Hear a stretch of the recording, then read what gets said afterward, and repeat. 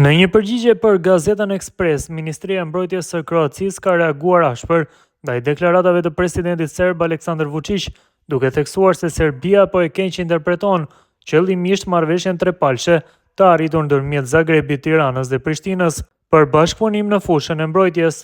Sipas autoriteteve kroate, kjo marrëveshje nuk ka karakter kërcënues apo ofensiv, por është e orientuar drejt bashkëpunimit teknik, shkëmbimit të përvojave dhe zhvillimit të kapaciteteve në fushën e mbrojtjes, me synim forcimin e stabilitetit në rajon. Reagimi i Zagrebit vjen pasi Vučići paralajmëroi se Serbia do të vazhdojë të armatoset, duke e lidhur këtë me zhvillimet e fundit në rajon. Megjithatë, pala kroate thekson se deklarimet e tilla nuk i konsideron shqetësuese dhe i sheh më shumë si qëndrime politike të brendshme. Në të njëjtën kohë, Kroacia rikujton se Serbia ka një marrëveshje bashkëpunimi me të që nga viti 2010, e cila është edhe më e gjerë se marrëveshja aktuale trepalçe, por që nuk përmendet nga zyrtarët serb. Kroacia, si antare e NATO-s dhe Bashkimit Evropian, nënvizon se bashkëpunimi me Kosovën dhe Shqipërinë në fushën e mbrojtjes është transparent dhe në përputhje me standarde ndërkombëtare, duke synuar stabilitetin dhe jo përshkallëzimin e situatës në Ballkanin Perëndimor.